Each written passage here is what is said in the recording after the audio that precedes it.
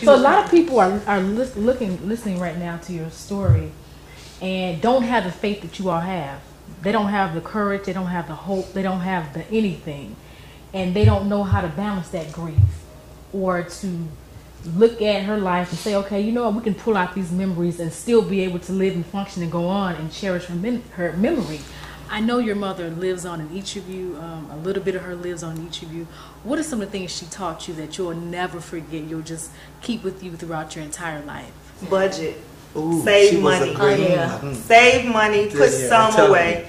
Pay your bills first. Yes. Yeah. That was her motto. Probably what I got. Yeah. But I learned that from her. But I mean, even though it took a long time for me to do that, but she was the one. I'm telling you. I mean, she was the one that would could pitch a penny, as they say. Absolutely. But she was a saver. She always felt like, you know, we had to look ahead for things to happen in the future, and she was the one that really built, and the decorator, of course. She was a great decorator. She was, I mean, she made a lot of things with her hands, floral arrangements. I remember starting her with her first floral arrangement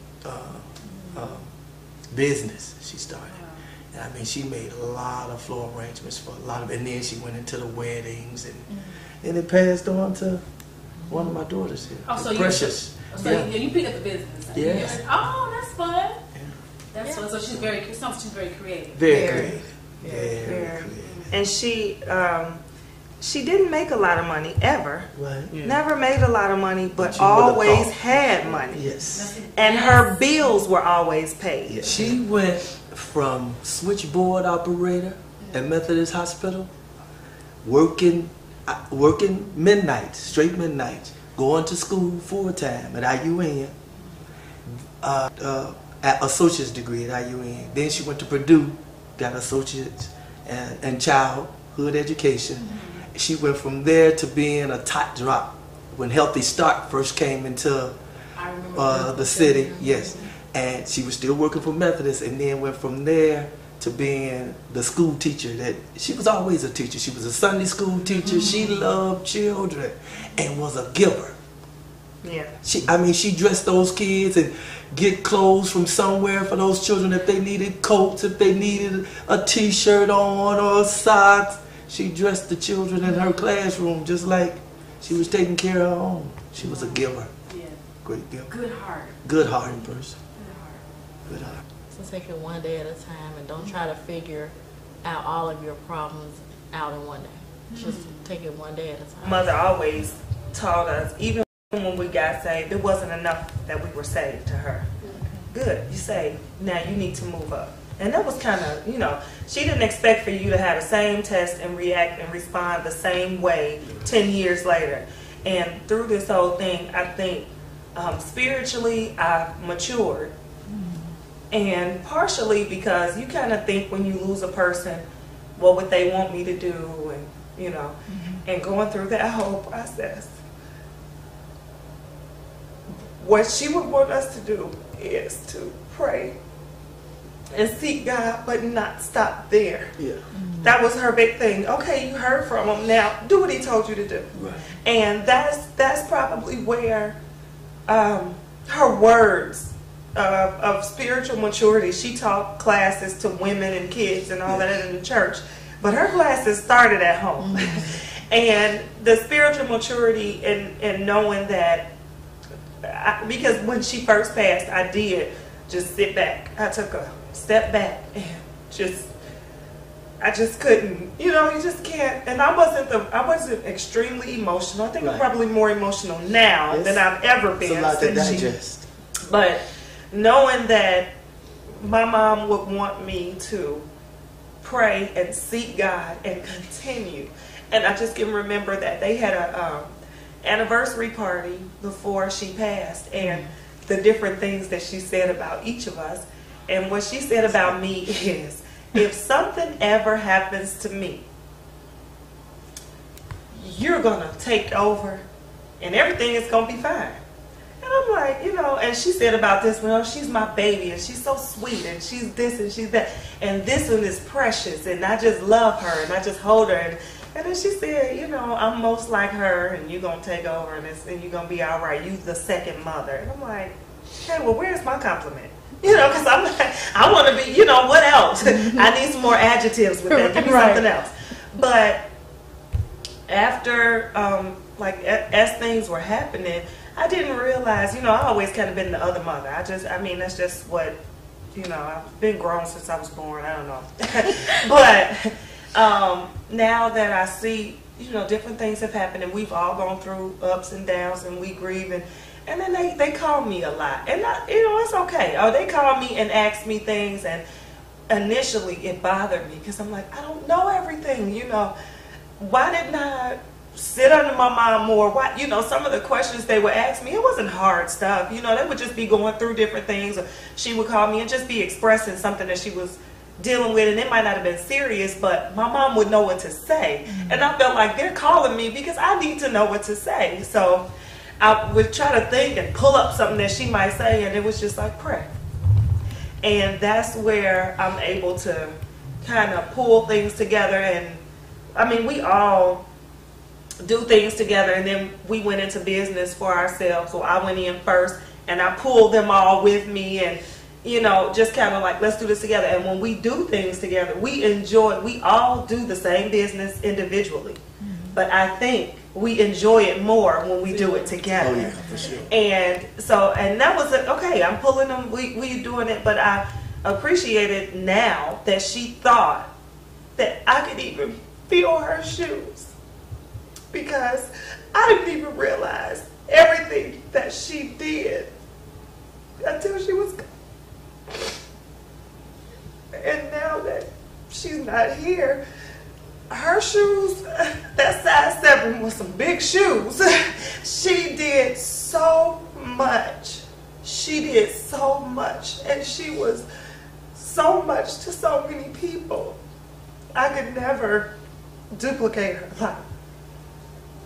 But if I could be a tenth of the woman that she was to my family, I think that would be a blessing to me. If I could just take one thing that she taught me and implement it into the lives of my children, I think they'll be blessed. So her faith in God till the very end was just phenomenal. I mean, she would even say, she had round, like, well, I guess you could say a round table discussion, but it was around the bed in the hospital.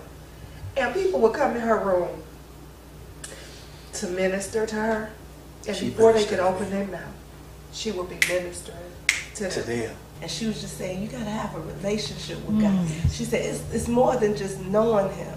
You got to have a relationship. She was like, you got to love His word. And she just, you got to love His word. You can't just know His word. You got to love it. She said, then you can't just love His word. You got to obey it. Then once you obey it, you got to walk it. And she was just going on and on and on. And she would go from not saying anything to into this just going, and you fully understand everything she's saying, and it was just amazing to watch. And I think now if I get sick or something bothering me or whatever, I'm like, she didn't even complain. And when she was in pain, she didn't complain. She said, I knew she was in pain. She was just asking God to lighten the load. And my wife, that was one of her sayings when she would get in so much pain, she would just ask God to lighten the load. Not take it away, but if He could just lighten it. My wife was such a spiritual, the spiritual side of her was so much great. And how is life now? What happens now? Difficult, but you know, you never get over it, but you just kind of learn how to move on, how to deal with it. Having a supportive family definitely helps. We don't act like it's taboo. We don't act like it never happened. We talk about her a lot, all the time, you know, so I think that helps.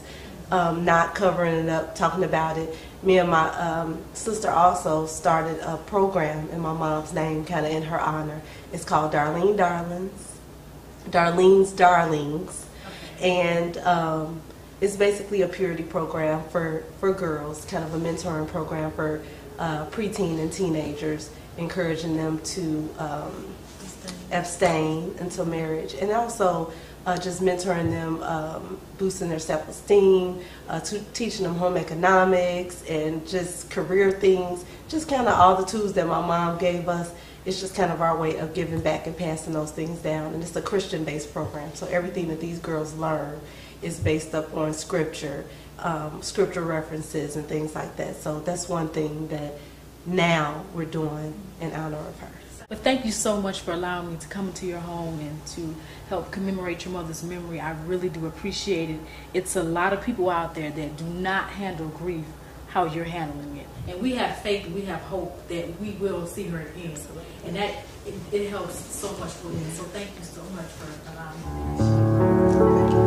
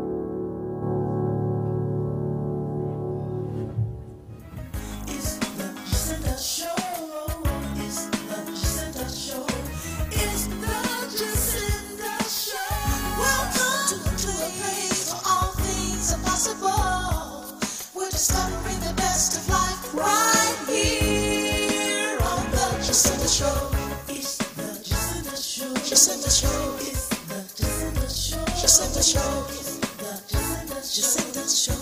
It's the Jacinda show. Jacinda show is the Jacinda show. Jacinda show.